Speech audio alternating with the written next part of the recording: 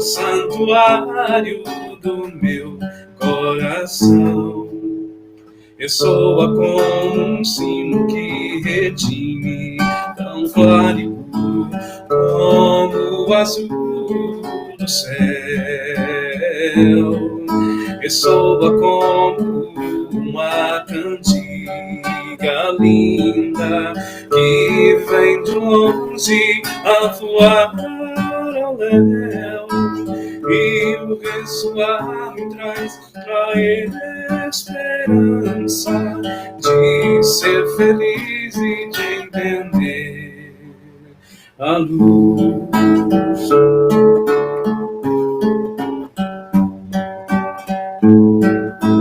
Eu sinto isso quando em mim ressoa o doce nome do Mestre Jesus. Ressoa como a chuva cristalina que vem sorrindo alegrar a terra, como a beleza de um silêncio brando. Quanta doçura este nome encerra, e é por isso que essa tarde voa nas asas simples desta canção, enquanto Cristo e a esperança voam pra dentro do meu coração.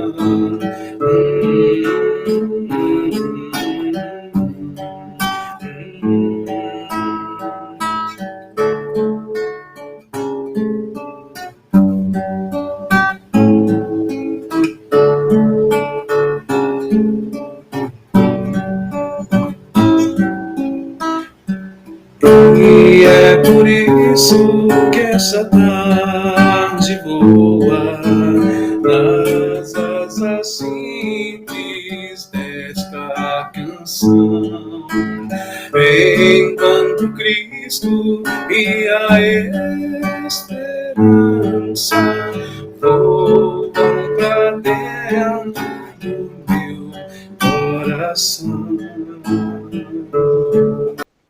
Muito bom, Júlio. Muito boas músicas. Meu nome é Rose, sou trabalhadora do Segal e hoje estarei aqui na coordenação do trabalho. Júlio Moura com a gente na harmonização, trazendo essa música tão importante para nossos corações.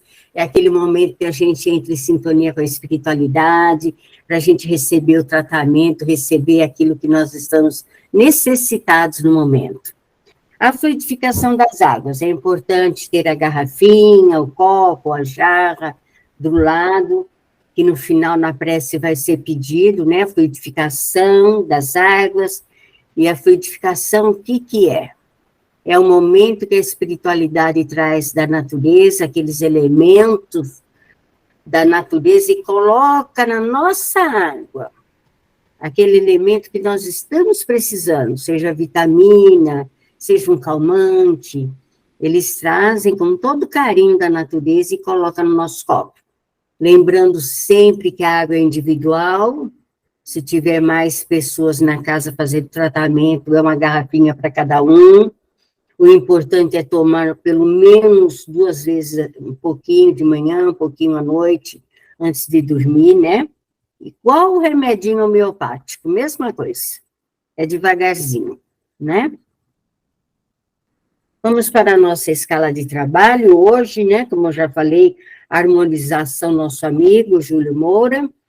A condução do trabalho sou eu, a Rose. A leitura do Evangelho vai ser um trecho da introdução, Edmilson. A prece inicial, nossa colega Ana Maria. E o palestrante, o Júlio Moura. E o passe virtual, o encerramento, fica a cargo da nossa querida amiga Alba. A fluidificação das águas também. Do Evangelho segundo o Espiritismo, a sua introdução. O objetivo desta obra. Podem-se dividir as matérias constantes dos evangelhos em 5 partes: os atos comuns da vida do Cristo, os milagres, as profecias, as palavras em que se fundamentam as doutrinas dogmáticas da Igreja e o ensino moral.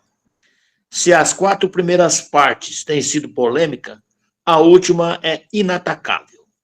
Diante desse código divino, até a própria incredulidade se inclina. Um princípio moral em que todas as crenças encontram a bandeira sob a qual todos podem se abrigar, sejam quais forem as suas religiões, pois se trata de um princípio que nunca foi objeto de polêmica entre as doutrinas dogmáticas, surgidas em toda parte.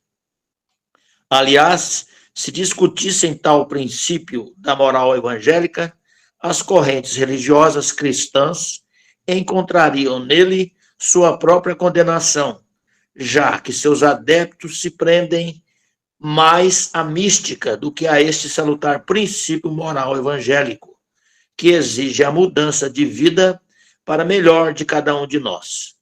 Para os homens, em particular, é uma regra de conduta a abranger todas as circunstâncias da sua vida privada e pública, o princípio de todas as relações que se fundamentam na mais rigorosa justiça.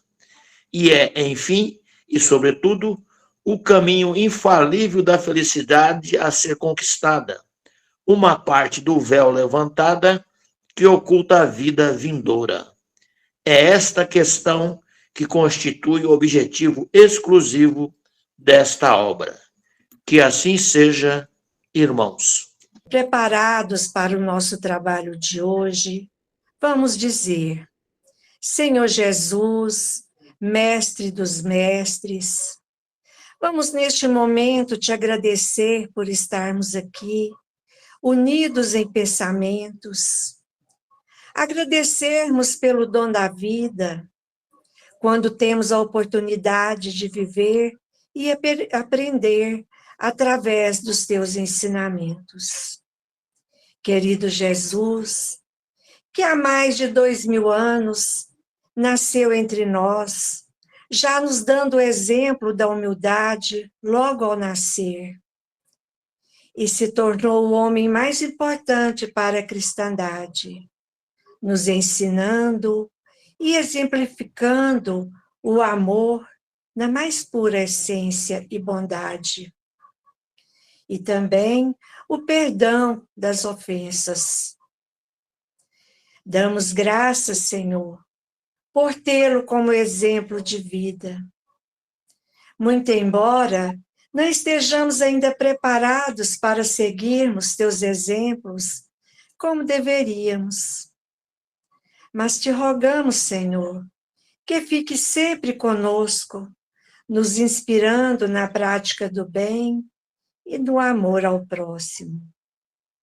Que Maria, tua mãe venturosa, nos cubra com seu manto de amor e luz e nos aconchega, como fez ao tê-lo em seus braços, quando nasceu. Ave Maria, cheia de graças, o Senhor é convosco, bendita sois vós entre as mulheres. Bendito é o fruto do vosso ventre, Jesus. Santa Maria, Mãe de Jesus, rogai por nós, os pecadores, agora e na hora do nosso desencarne. Que assim seja. Júlio, agora é com você, meu amigo. Essa proposta que me foi passada, né, de falar de Jesus, o médico das almas, hoje, e domingo, lá no Segal, de manhã, eu acho muito oportuno para esse momento, para essa data, que na verdade devem ser todos os dias. Jesus, o médico das almas, é Joana de Anjos, no livro Jesus e o Evangelho à Luz da Psicologia Profunda. É esse livro aqui, ó. Ele é um livro que A Joana de Ângeles, como ela estuda psicologia no plano espiritual, não sei se vocês sabem, ela é e foi aluna de Jung. Jung foi um psicanalista e que ele falava da espiritualidade, falava da reencarnação, e foi a partir daí que ele e Freud romperam. Eu trabalho essa abordagem nos meus atendimentos, mas eu não fico preso nelas. Então, o Jung traz muito essa espiritualidade nossa. Foi a partir daí que os dois, então, passaram a ver caminhos diferentes. E é importante os dois olhares. O olhar ateu de Freud, que faz a gente olhar para a nossa matéria, para o nosso psiquismo, e o olhar espiritual de Jung. Nada está perdido. A gente percebe isso nos próprios lixo, né, que pode ser reciclado. Então, o ser humano ele vai se reciclando. O Freud traz o espírito, ou melhor, desculpa, o Freud traz o psiquismo, agora o científico, e Jung traz o espiritual. A gente precisa dos dois.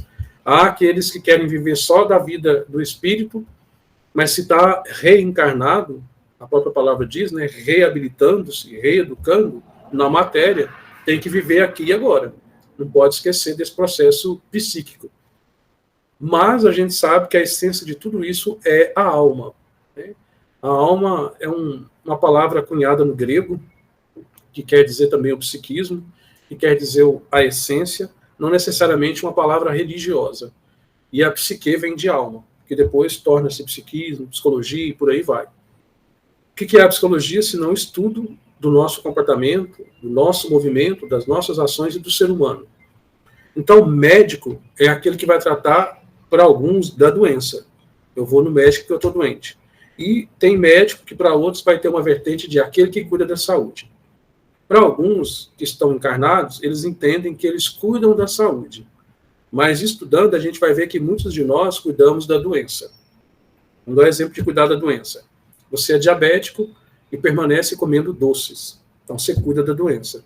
Porque quanto mais você come doce, mais você mantém a diabetes e menos vida vai tendo. Então, isso é cuidar da doença. Cuidar da saúde. Eu vou olhar para aquilo que me faz bem, que é saudável.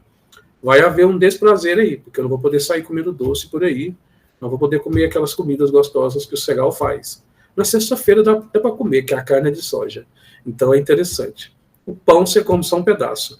Então, a gente vai ter que fazer algumas renúncias, a priori, e que depois deixam de ser renúncia, passam a ser hábitos. E seguir com Jesus, quando ele diz em São Mateus, ele vai dizer para a gente essa proposta: vinde a mim, todos vós que estáis cansados e oprimidos, ou vinde a mim, porque suave é o meu fardo e leve é o meu jugo. A gente fica pensando sobre isso. Ele fala isso em São Mateus capítulo 11, versículo 28. Então ele propõe para nós o seguinte: se vir por ele, fica mais leve o fardo. Aí eu penso o seguinte: muitas dessas situações de carregar o fardo, não é nem que o fardo fica mais pesado, a gente é que fica cansado, a gente não trabalha o nosso músculo espiritual, a nossa mudança, e o fardo vai ficando cada vez mais pesado. Porque quando a gente não faz uma mudança, quando a gente não faz uma melhora, qualquer situação para nós é dolorosa. Então, qualquer fardo é pesado. Um fardo de 1 quilo, de 2 quilos, vai ficar pesado.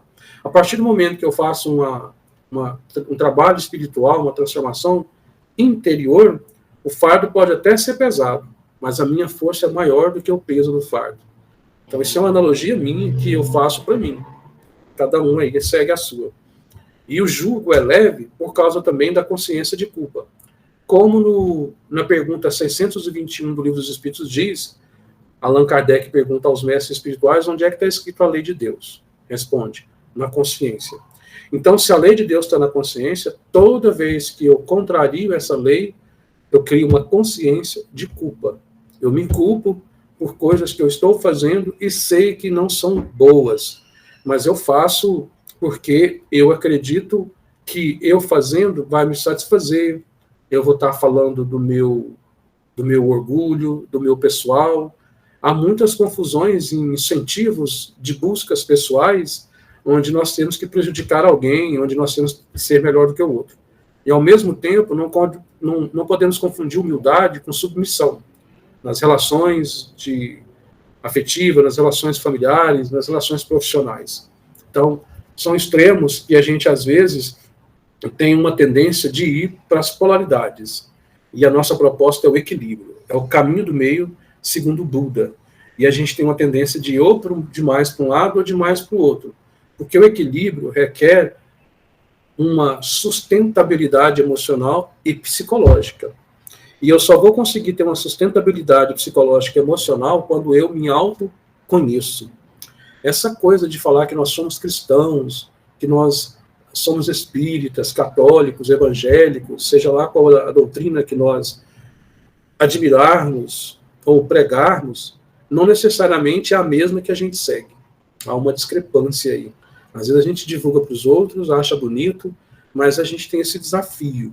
E eu me pergunto, eu não sei o que é o Cristo. Eu não sei, tem gente aqui invadindo a tela, gente. Eu não sei o que é o Cristo ainda. Então, a cada dia eu vou tentando entender. Alguns trazem a monstruosidade de Cristo.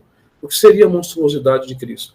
Como é que alguém, num mundo tão hostil, violento, solitário, e ao mesmo tempo, com tanto excesso de prazer, a gente aceita esse Cristo, dito médico de almas, propor para nós que nós deveríamos amar os inimigos e que o perdão deve ser incessante.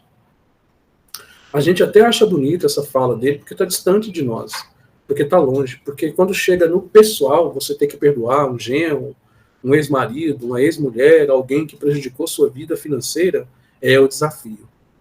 Porque eu tenho que amá-lo, mas para amá-lo eu tenho que perdoá-lo. Aí uma confusão de perdão e amor, assim, perdoar, eu não preciso pôr a pessoa para dormir comigo. E amar, eu não preciso estar na convivência. Posso amá-lo, mesmo que ele esteja em outro país, mesmo que ele esteja desencarnado. Outras pessoas, quando alguém morre, eles falam, eu amava minha mãe, eu amava meu pai. Se você ama, não precisa parar de amar, porque ele não perdeu a alma, ele apenas foi para um outro plano da vida. Então, quando fala médico de almas, então ele não está falando de médico do corpo físico. Médico de almas, bom, ó o visitante aqui, ó, falou em alma, apareceu uma. Então, esse é o Winnicott, é o psicanalista de criança, é uma criança. Então, ele gosta de aparecer, não pode ver uma câmera. O Freud, ele não gosta, vocês nunca viram ele, né? Ele é persa, daquele da cara ruim, ele não aparece, mas esse aqui é toda hora. Então, o médico de almas é aquele que trabalha na intimidade, lá dentro de nós. Olha só a provocação, amai os vossos inimigos.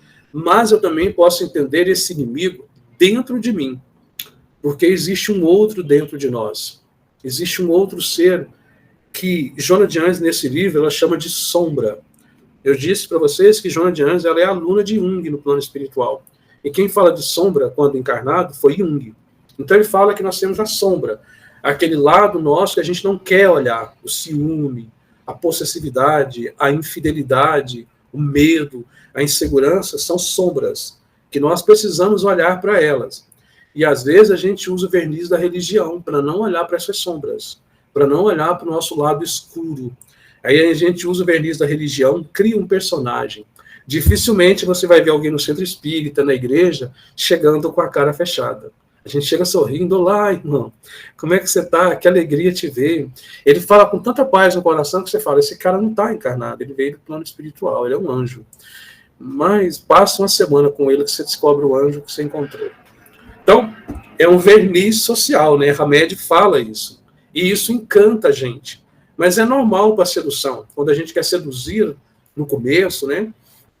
A gente faz... Parece que a gente adivinha o que o outro gosta. A gente dá uma... Se for psicopata, ele dá uma investigada, ele dá uma sondada, ele participa da vida da pessoa, ele conhece, aí ele traz objetos, artigos que vai encantar a pessoa, né? E aí você fica, meu Deus, o que eu faço? Ele é minha alma gêmea. Com o tempo você vai descobrir que é a alma algemada. Depois vira alma gemida. Depois sofrida e esmilinguida. E aí só Deus sabe o que vai. Ou o capeta, né? Então, essa é a sedução do começo. Porque a gente não se conhece. Quando a gente passa a se conhecer, pessoal, se conhecer, ele não começa e termina como um livro. Ele é um livro que só abre. Você vai levar muitas existências para completar. A palavra perfeito vem de perfectus, do latim, não é feito até o fim. Ou seja, nós não seremos perfeitos aqui. Quando eu busco demais a perfeição do outro, eu demonstro o quanto eu me identifico com a imperfeição que está em mim. Porque eu buscando no outro, eu viro o olhar dele para fora para ele não ver a minha sombra. Ou a gente pode chamar isso de projeção. Então, médico de alma é um desafio, porque o médico te propõe você tomar uma injeção. Que injeção? Ame o teu inimigo. Que desafio é esse? André Luiz, no livro Sexo e Destino, fala: dia chegará em que você vai vivenciar o que você ensina para os outros. Eu cheguei nesse dia. Tem hora que eu penso que não vou mais fazer palestra. Então, eu cheguei nesse dia. Então, assim, vocês, vai chegar, fica tranquilo, em que você não tem mais espaço para ficar errando tanto. Porque você vai ampliando a consciência, porque as dores vão chegando mais rápido, imediatamente, e elas vêm com... Alguém disse aqui que hoje eu estou atacando, então vai vir com 2 socos, eu estou indo só com 1. E ela vem com força total. Tem gente que não tem muita coisa para ficar espiando, porque ele já tem a renúncia, ele já tem o trabalho, ele já ama, o perdão para ele não é tão desafiador, ele não está aqui para ficar perdendo tempo, porque na Terra é um lugar, eu costumo dizer numa metáfora o seguinte: a Terra é uma escola, em que momentos a gente vai ter a aula teórica e depois a gente vai fazer a prova, que são as provações do espírito. Depois da prova, você passa de ano, você passa para o próximo nível. Nesse intercalar de situações, você tem um recreio. E o recreio a gente se diverte, a gente repõe energia, a gente se envolve, namora, casa, a gente conhece viagens, viaja para outros lugares, é o recreio. Mas daqui a pouco chega o momento de você voltar para a sala de aula, e é onde você vai ter que se encaixar. Uma paciente minha essa semana falou assim: eu estou sofrendo porque eu queria sair desse mundo, as pessoas não me entendem. E eu disse: de qual mundo você fala? Porque existe o mundo da depressão, da bipolaridade, da ansiedade, o mundo dos esquizofrênicos, dos transtornos, o mundo dos que se vitimizam-se. Qual mundo você está falando? Esse mundo onde as pessoas querem me encaixar. E eu não me encaixo em nada. E a notícia é que tem muita gente ensinando para as pessoas não se encaixarem. Só que tem que tomar cuidado com essa generalização. Porque se essa da engrenagem do motor não encaixar, ele não vai funcionar. E os dentes da engrenagem, eles têm que ser opostos, porque se eles forem no mesmo ângulo, não é você, viu, Rose? É outro ângulo. Se for do mesmo ângulo, não podia deixar de fazer uma graça. Se for no mesmo ângulo, não funciona. Não funciona. Eles têm que ficar do lado. Aí encaixa a engrenagem. Porém, você vai me dizer: Júlio, mas eu não sou um motor. Nós temos um motor que chama-se um órgão cardíaco, que tem uma célula marca-passo. Então, ali funciona um motor que não depende de você. Você acordado ou dormindo, ele vai funcionar do mesmo jeito. Assim a respiração. Então, aí está fora do seu controle. Isso é uma forma de encaixar naquilo que não depende de nós. Há outros movimentos que as pessoas fazem um caixote, numa relação afetiva, familiar, e coloca você lá dentro. Se colocou você lá é porque você foi feito sob medida. Aí você tem que crescer. Você crescendo, você não vai mais caber lá. Aí você vai buscar um caminho para você não entrar mais na caixa. Aí você tem que ser maior do que a caixa. Então, pessoal, olha só. Há muita generalização e tem muita gente que não estuda que está sofrendo por essas coisas. Eu não me encaixo. E eu disse para ela: olha, para eu vir para o consultório, eu tenho que me encaixar. Porque aqui eu tenho que pagar o aluguel, eu tenho que pagar o condomínio, eu tenho que me encaixar. Quando eu vou ao médico, eu tenho que me encaixar, porque ele me manda fazer exames que me furam, que eu tenho que pagar, eu tenho que me encaixar. E dificilmente você vai a um médico que ele tem respeito pelo seu tempo. Ele chega meia hora, 40 minutos. Isso virou uma crença, né? O dia que eu encontrei uma médica, ela chegou primeiro do que eu falei: você não deve ser desse plano. Mas está mudando isso, né? Então, eu tive que me encaixar. Então, a gente vai adoecendo por pequenas coisas e a gente vai sofrendo em demasia. Em demasia. E às vezes não precisa sofrer tanto, porque aprendeu essas crenças. E tem que sofrer. E perdoar o inimigo indo para Cristo, ele diz para nós Não quer dizer que eu tenha que andar com ele, mas aí eu ficar bem comigo mesmo, ficar em paz comigo mesmo. E médico de almas quer dizer o seguinte, é eu fazer o meu autoencontro. E, pessoal, não existe autoencontro sem dor. Não existe. A sombra todo mundo tem. Chegar no centro espírita pagando de grandão, porque é orador, porque é médico, que recebe isso, recebe aquilo, não muda nada. As pessoas, quando me veem falando, perguntam, você deve ser médium, né? Porque você falou umas coisas aí. Aí eu digo, sou. Como é que você adivinhou? Você também tem evidência? Não, você é médium. Eu falei, sou. Eu sou médium. Tem grande e tem pequeno. Eu sou médium, eu não sou grande nem pequeno. Para tirar esse misticismo. Mas você vê espírito? Vejo. Estou vendo um na minha frente. Quem que você está vendo? Você. Então, você é um espírito que está vivendo uma realidade física. Não, eu quero dizer fora do corpo. De certa forma, eu não vejo, mas eu sinto a presença. Mas isso não muda nada meu dia. Eu continuo tendo que trabalhar, tendo que me melhorar, assim como foi a vida de Chico Xavier. Ele via, falava, escrevia, incorporava. Chico Xavier se materializava nele mesmo. Ele sentava de cá e se materializava de cá. Olha a faculdade mediúnica dele. Ele materializava flores, Sheila trazia flores para ele, ele materializava, perfumava lenço. Divaldo andava com ele e sentia aroma de flores, como se estivesse andando no campo. E Divaldo não aguentava ficar calado. Chico, você está exalando o cheiro de rosa. Ele disse, não sou eu, é do jardim. E o Divaldo disse que não tinha nenhum jardim por perto.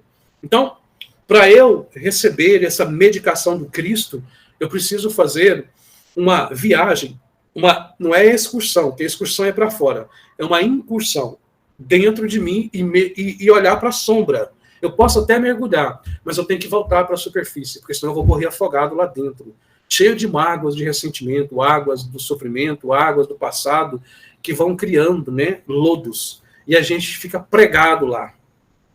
E a proposta é que nós saibamos lidar conosco. O nosso desafio não é lidar com a pessoa que vive conosco. O maior desafio é lidar com o outro que mora dentro de nós, a nossa sombra. O outro fez isso comigo, mas por que eu não consigo deixá-lo? Outro lado, eu vejo aparecer muito em consultório, você não vai encontrar alguém que faça tudo o que você quer, a não ser que você se case com um espelho. Aí você vai encontrar o movimento, a ação. Mesmo assim, o que você está vendo no espelho é a sua imagem, mas não é você. Não se iluda. A gente acredita que é, mas não somos nós. Então a gente, né, vive ali, olhando para o espelho, tentando encontrar uma alma gêmea, alguém que seja encantado, como os filmes. Mas olha que termina o filme, os atores voltam para a realidade, e tem atores que nem se conhecem. Eles fazem esse processo. A proposta crítica é que eu olho para mim, que eu faço uma busca em mim, para eu saber a minha sombra, para eu fazer luz. Aí o fardo com Cristo fica leve, porque o Cristo ele não perdoa ninguém. Ele não perdoa. Porque só perdoa quem fica magoado, só perdoa quem entra em conflito, só perdoa quem odeia. Quem ama nunca precisa perdoar. Olha só, é um trabalho a menos, né? Eu não vou precisar perdoar, porque eu nunca me senti ofendido com as suas palavras. Mas eu falei que você é isso, que você é aquilo. Bom, essa é a sua percepção de vida. E, pessoal, não se engane.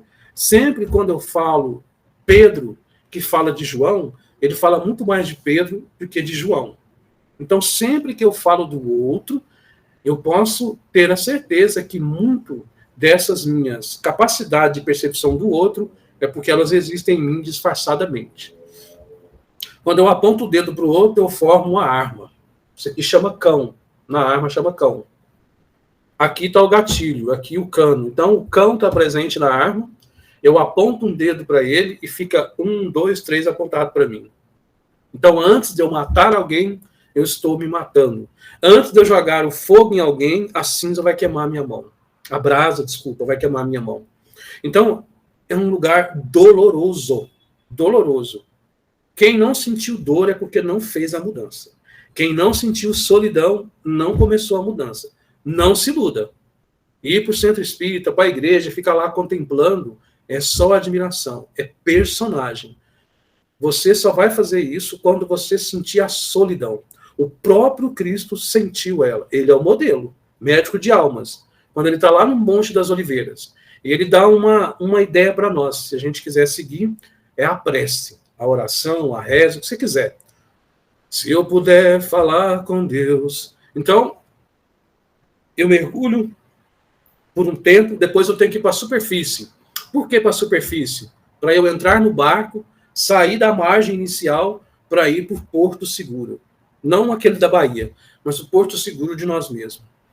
Eu preciso navegar. Aí vai ter ondas, vai ter dias difíceis, vai ter chuva, tempestade, meu barco vai virar, eu vou levantar, alguns vão sucumbir e outros vão chegar do outro lado.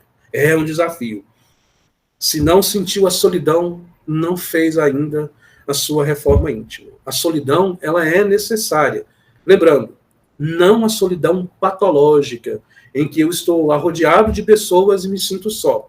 Às vezes eu crio essa situação.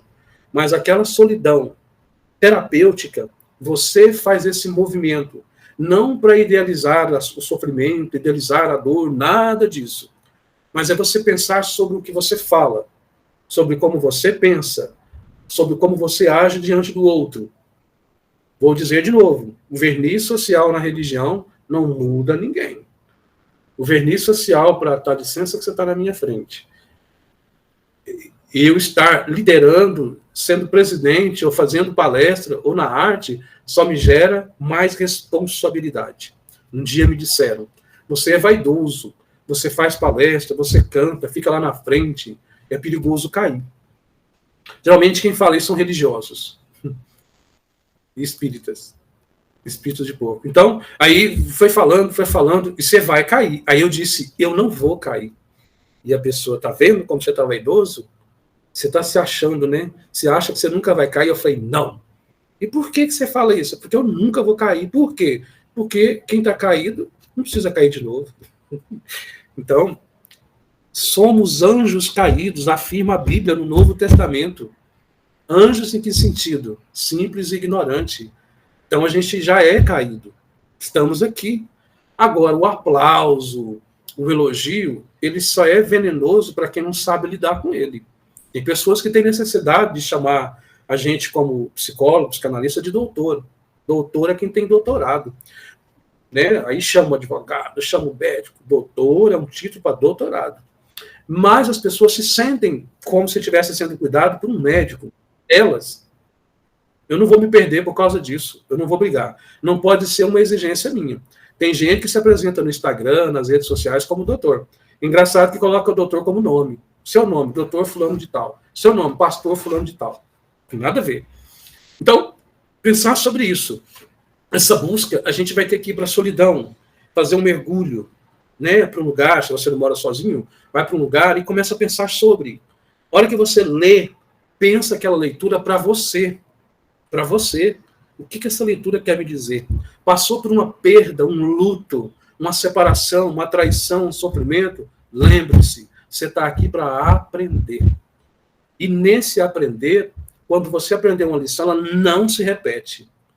Não é igual no Estado. No Estado você pode ter nota baixa e tudo que você passa de ano. Não é? Mas na vida não tem isso. Na vida você tem que estudar e pôr em prática. E, pessoal, no Obras Póstumas, quem tiver coragem de ler, está no capítulo Missão, Allan Kardec pergunta, quando que a gente vai saber a transição? Quando?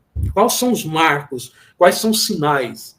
Porque a gente é movido pelos sinais, pelos símbolos, pelo seu movimento.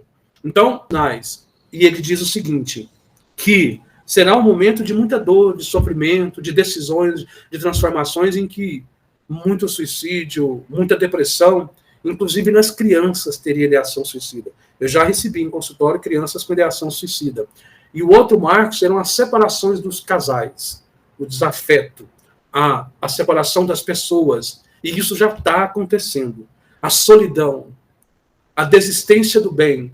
Muitos que escolheram bem, muitos que escolheram uma doutrina religiosa para seguir, vão desistir, vão cair no ceticismo e vão à loucura, e muitos vão pedir para morrer. Por isso que tem essa perspectiva de 2026, esse surto aumentar. Uma epidemia que vai virar pandemia, e muitos desafios. Então, para terminar, o que a gente pode fazer para minimizar isso? A nossa transformação. Não saiamos desse plano sem pensar sobre nós. Não é sobre o outro. É sobre você que eu estou falando. É sobre mim. Ninguém vai fazer a travessia da porta estreita comigo. Só eu vou fazer ela. Ninguém pode me salvar. Só eu posso. Médico de almas, vinde a mim, todos vós que estáis cansados e oprimidos, que eu vos aliviarei. O codependente emocional entendeu assim, ó. Vinde a mim, vós que estáis cansados, que eu vos carregarei. Seria uma boa, né? Para quem é dependente emocional. Mas não é isso. Esquece. A música Pegadas na Areia, que Dalvan interpreta lindamente, diz o seguinte: Senhor, eu olhei na areia e só tinha 2 pegadas. E ele, achando que estava só, egoisticamente disse: o Senhor me abandonou. E Jesus disse: aquelas pegadas eram minhas, não suas, porque você estava nos meus braços.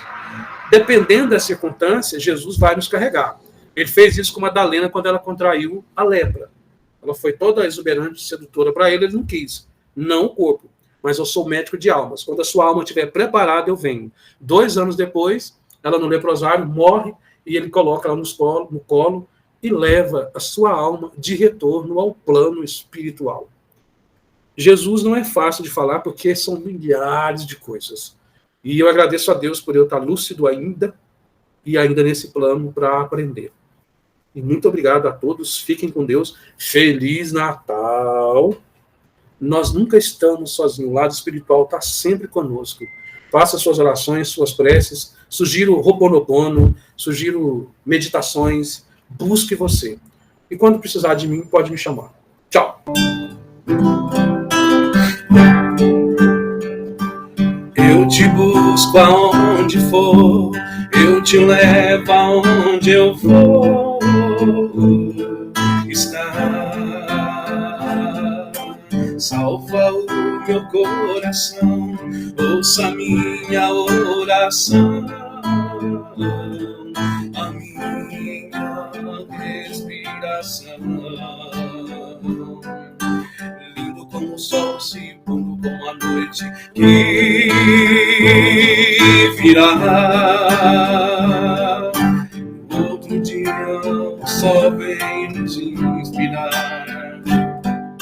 Seja onde for, seja o que for, eu sempre estarei do teu lado.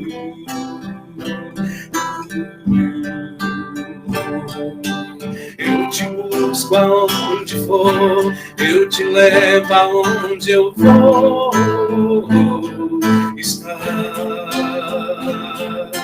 Salva o meu coração, ouça minha oração, a minha respiração.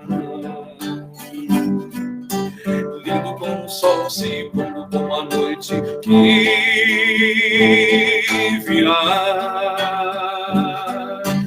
Outro dia o sol vem nos iluminar. Seja onde for, seja o que for, eu sempre estarei do teu lado.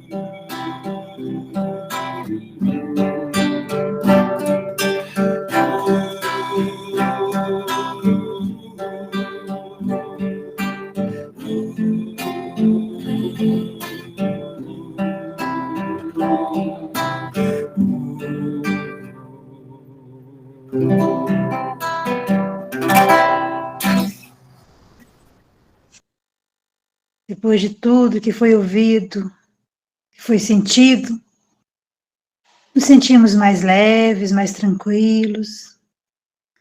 Nesse mês que é tão especial para a humanidade, onde trazemos para a nossa mente o nascimento de Jesus, a chegada dele neste mundo, para nos consolar, para nos fazer entender, é para todos nesse instante uma limpeza em todo o corpo físico, em todo o corpo espiritual, limpando de cada um tudo aquilo que incomoda, tudo aquilo que não é benfazejo ao nosso corpo físico, ao nosso corpo espiritual. Que possamos sentir nesse instante essa limpeza sendo feita. E agora, essa mesma luz está sendo derramada sobre nós, trazendo para nós a paz, o aconchego, a cura, o alívio, o consolo, a coragem, o bom ânimo. Possamos sentir isso, essa luz ser derramada nesse instante sobre cada um de nós, nos enchendo de paz. Ó Senhor Jesus, amigo querido, te agradecemos imensamente, Senhor, pela tua misericórdia infinita para conosco. Te agradecemos que, apesar de sermos tão pequenos ainda na caminhada, o Senhor está sempre a nos perdoar, a nos amar e a nos mostrar o caminho. O Senhor, que é o médico das nossas almas, Senhor Jesus. Nós te rogamos que o Senhor continue a nos abençoar. Nós te rogamos, Senhor, pela nossa caminhada, que possamos estar onde estiver, servir, amar e perdoar em teu nome. Mestre amado Jesus, com todo esse amor derramado, nós te pedimos nesse instante que os laboratórios do alto sejam derramados os fluidos necessários para transformar toda a água que está sobre a mesa, está nos lavatórios, que está nos filtros, nas caixas d'água dos hospitais. Nesse momento seja fluidificada, transformada num remédio salutar para cada um de nós. Amado Mestre Jesus, nós começamos esse tratamento hoje com a tua permissão. E é com a tua permissão, Senhor, que nós vamos agradecendo. Encerrando. Obrigada por tudo sempre. Que assim seja.